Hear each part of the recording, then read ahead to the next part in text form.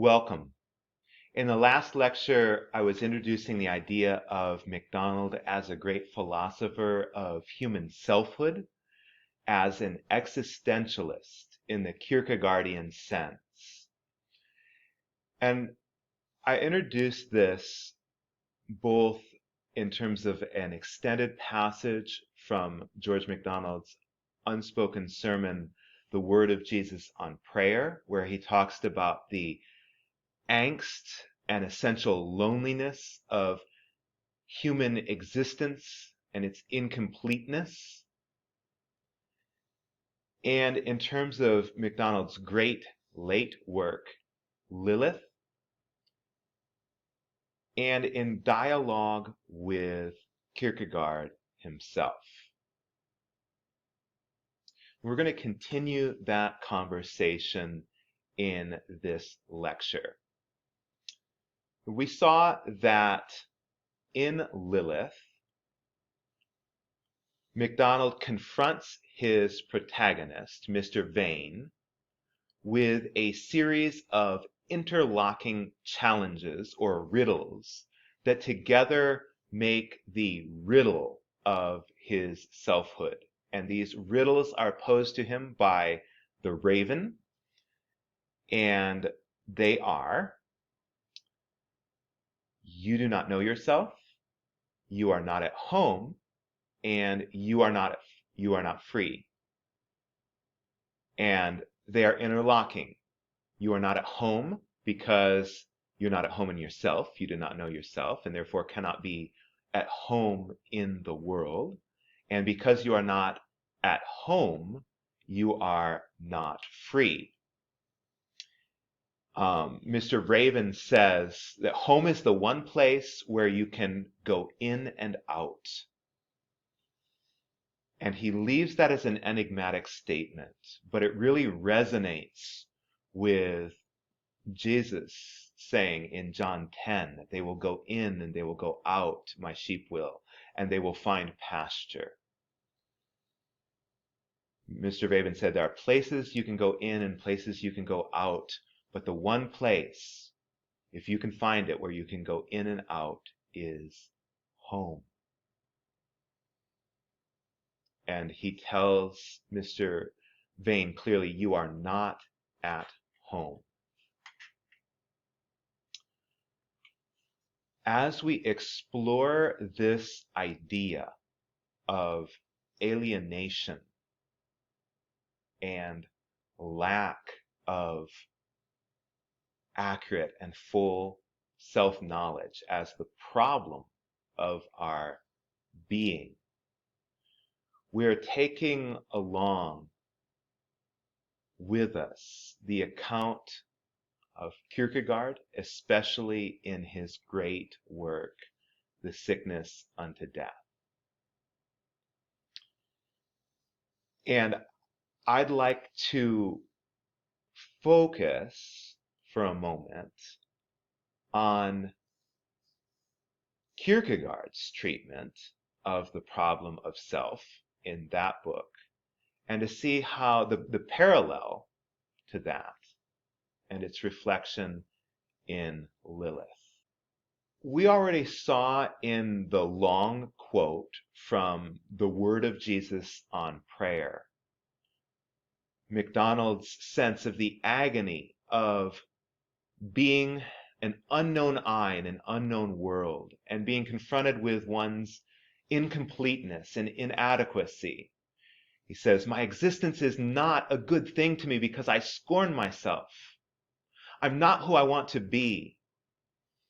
And indeed, both Kierkegaard and MacDonald regard that as the central problem and disease of selfhood.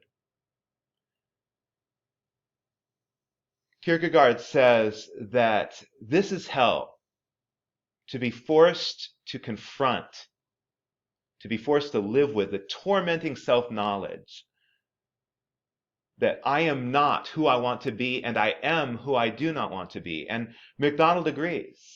This is hell. This torment of being forced to live with ourselves in this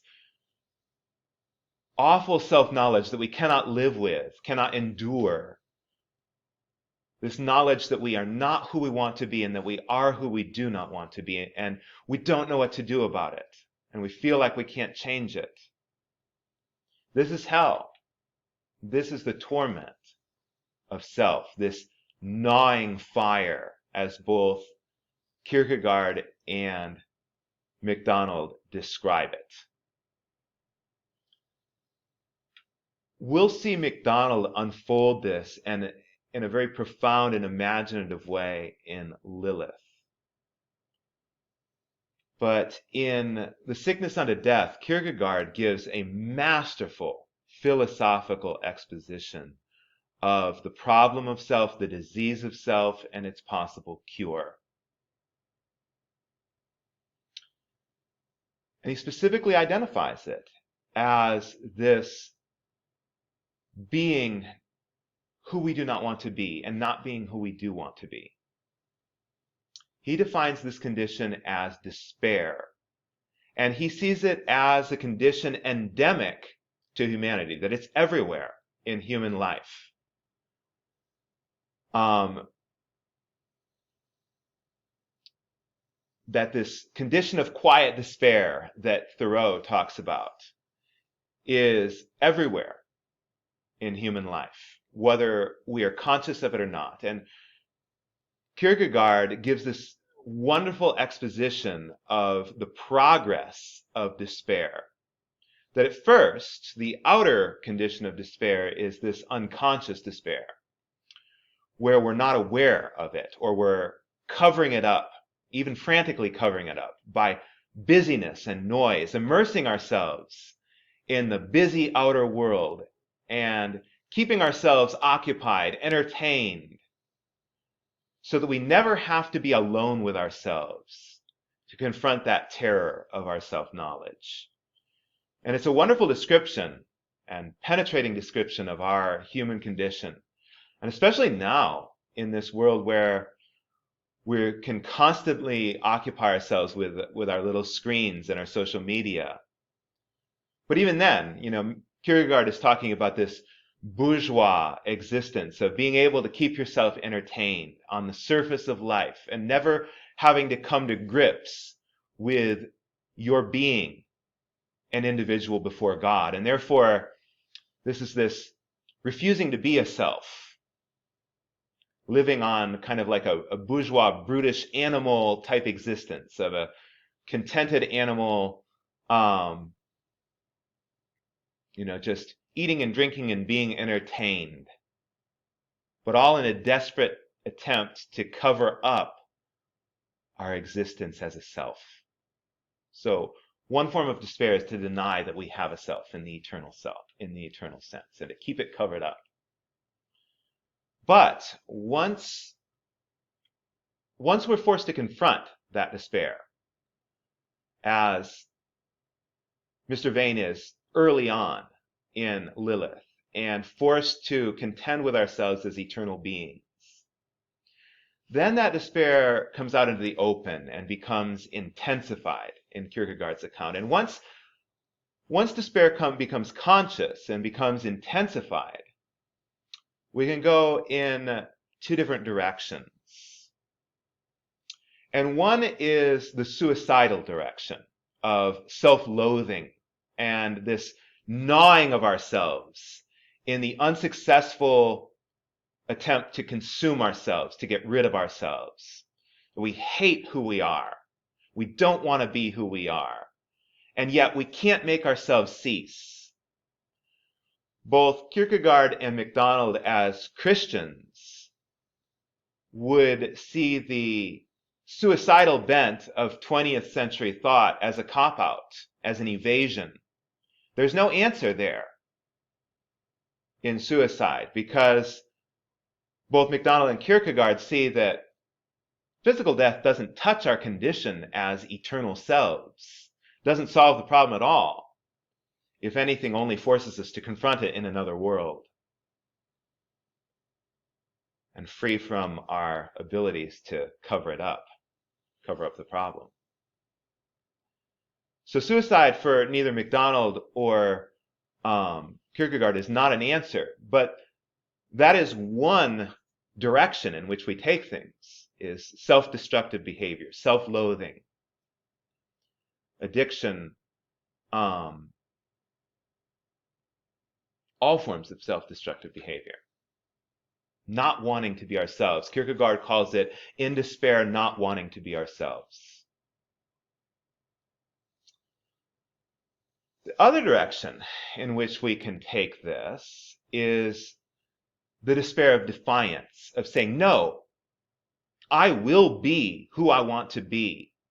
I will destroy the evidence that I am not who I want to be. I'll remake myself. I'll redefine myself as who I want to be. And in the extreme form, I will kill anyone who confronts me with the idea that I'm not who I want to be. I'll destroy the evidence. I will remake myself. I will be the master of my own fate. And this is the very Nietzschean, Promethean, heroic will of, no, I will be who I define myself, who I want to be, my ideal. And that's what Kierkegaard calls demonic despair, or a refined form of despair. And it's rarer, it's more terrifying, but it's the other possible direction in which we can go. And it really is a fraudulent condition, a condition of hypocrisy, right? We are deliberately covering up what we know to be true. We're getting rid of the evidence. And that effort, of course, to define ourselves is doomed to failure, because who are we? Ultimately, we keep changing our ideas. We're somebody different every other month, right? Our personality actually becomes fractured or fragmented. And we become more and more frantic at the realization that our efforts are failing. And in the end, we reach this point where we're just enraged at God for having made us. This self that we despise and have failed to remake in our own image. And we thrust that being in God's face. MacDonald penetratingly describes the despair and the error of the 20th century existentialists in advance in one of his sermons, where he says, in rebellion, they thrust their existence in the face of their essence. And MacDonald is contradicting that 20th century existentialist dictum that existence precedes essence. That as human beings, we don't have a real nature, that we are simply who we enact ourselves to be. And MacDonald replies here in a very Platonic retort, no, what you're doing is covering up the facts of existence. You are thrusting your existence in the face of your essence. You're refusing to be who you are.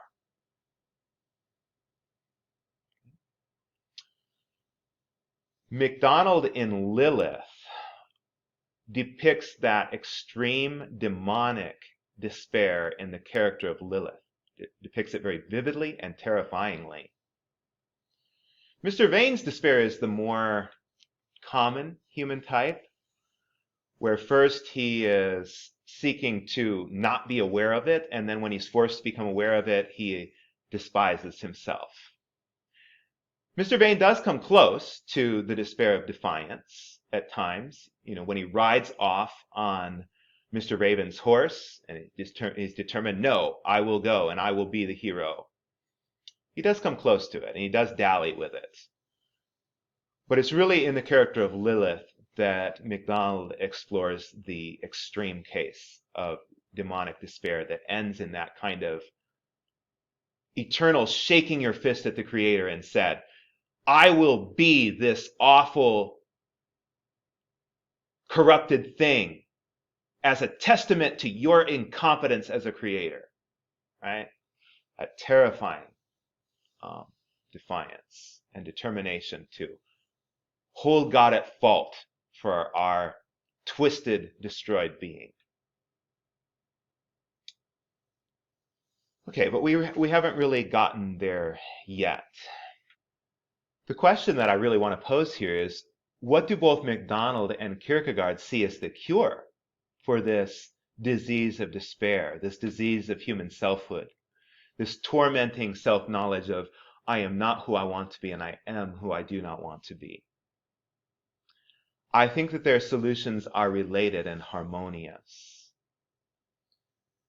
In Lilith, we see this tremendous exploration of, is the solution possible even in the extreme case of demonic despair? We see the solution for Mr. Bain in the more ordinary human despair, and we see MacDonald working out the question of, is it possible to reclaim even from the depths of hell, even from the depths of that demonic despair?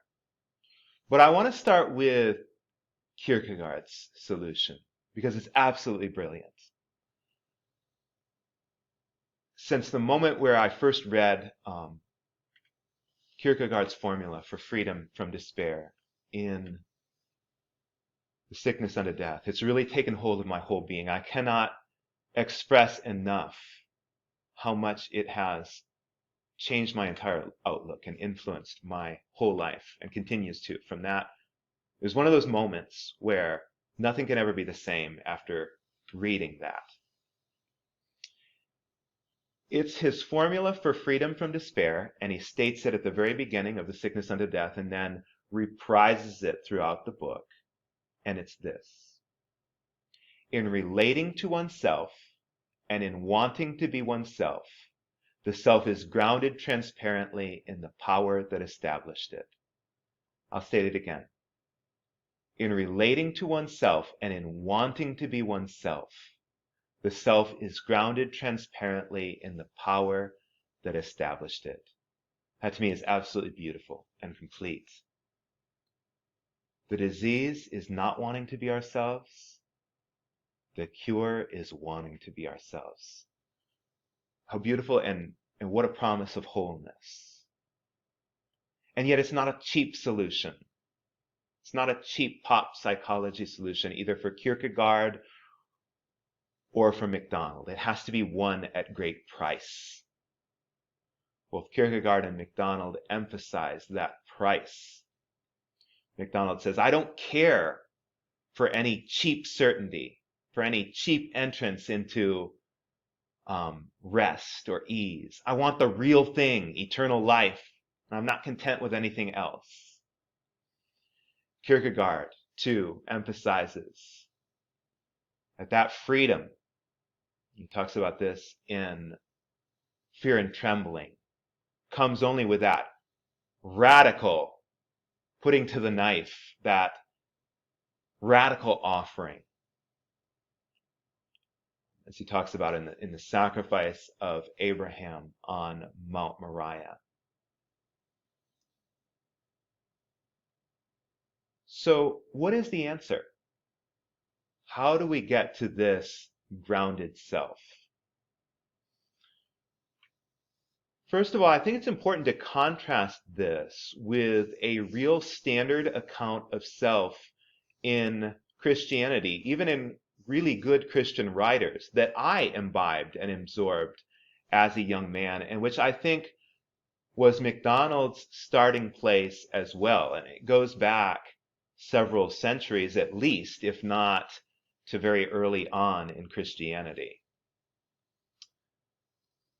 And early on in my study of MacDonald's unspoken sermons, I saw this in his own writings. I emphasized his understanding of self-denial, this idea that self is something that we have to kill to get rid of. And this is very deeply rooted in interpretations, especially of Paul's letters, that we have to kill or crucify self, get rid of it, annihilate it, replace that old self with a new self, which is really Christ's self. And so really it's almost like a kind of self-replacement therapy.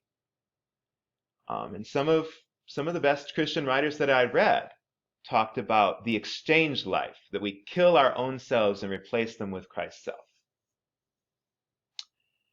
And MacDonald was seriously influenced by that type of thought as well. And in fact, I find his language about selfhood to be not entirely consistent throughout his life. And that's okay. I think MacDonald struggled seriously with his own selfhood because of his own religious background in a very severe environment where it was really drilled into him that you had to force yourself to be unselfish and deny yourself. And unfortunately, MacDonald imposed that, I believe, to quite a large extent, even on his own children. And it was something that he struggled with throughout his life, but he made us privy to that struggle in a very beautiful way in his Diary of an Old Soul. And I think that's partly the reason why I was not attracted to the Diary of an Old Soul at first, because in the unspoken sermons, I saw this wonderful, beautiful theology of absolute trust and radiant victory of trust. And then in the Diary of an Old Soul, I saw MacDonald as weak and subject to despair and doubt and struggle. And I've since come to deeply appreciate that side of MacDonald and realize that that's not a deficiency in regard to his own ability to speak to us, but that I did not need to regard MacDonald as necessarily an authority on human selfhood, but to see it, this is something that he struggled with throughout his own life and that he won an answer to for himself, I believe, by the end of his life, but at very great cost. I think we see in Lilith the fruits of that lifelong struggle and victory. In Lilith, MacDonald does use the figure of death, the good death, as the solution to the riddle of self. And there are both problems and advantages to that metaphor. A possible problem is that it's a very passive image, whereas in other places, MacDonald talks about a very active entrustment of our beings to God. And Kierkegaard talks about grounding ourselves in the power that established ourselves. And I believe this is the spirit of what MacDonald wants to say as well. And I'd argue that even in Lilith and in the image and figure of sleep, that there has to be a very active embrace of that sleep, and that is our part. And we're going to talk more about that. But the essential insight that I think helped me to reconcile some of MacDonald's conflicting language about self that came from his own struggle from childhood with his selfhood, I think. And also what Kierkegaard is saying about the cure for human selfhood is that what we need is not a dead self, but a grounded self. What we need is not to kill or destroy ourselves, but to ground ourselves in the source of ourself. And MacDonald sees and talks about this clearly. Even in his sermon, The Self-Denial. And it was actually in that sermon, Self-Denial, where I began to see another alternative to the account of human selfhood that I thought was biblical, this kill and replace model.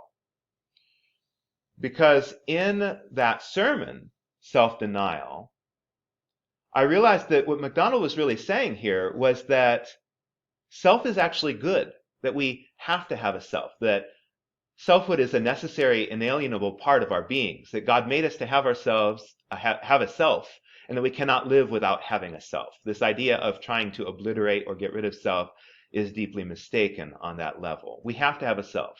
Self is a function, a necessary function of our being. In itself, it's a good thing. But that what's necessary is that that self be completely offered up to God. In Self-Denial, MacDonald says that self is ours so that we may have something to offer. It's this precious gift that we have so that we can live as priests, offering up ourselves to God. It's incredibly precious as our individual possession to offer. It's ours to offer, ours to give. And that giving, that offering is a death. But it's also a victory.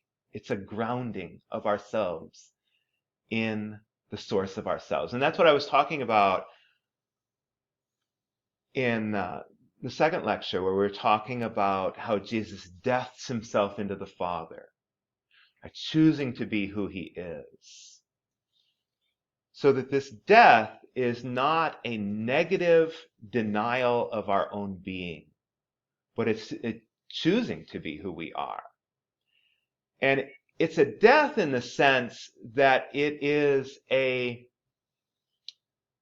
turning away from knowing ourselves only in ourselves. It's a turning away from trying to control our self-knowledge and generate and hold on to that self-knowledge in and of ourselves, and instead turning ourselves completely to our source, to have that self-knowledge radiated into us from above, from the one who is actively making and shaping us, and who alone holds the true idea of who we are and who we are meant to be.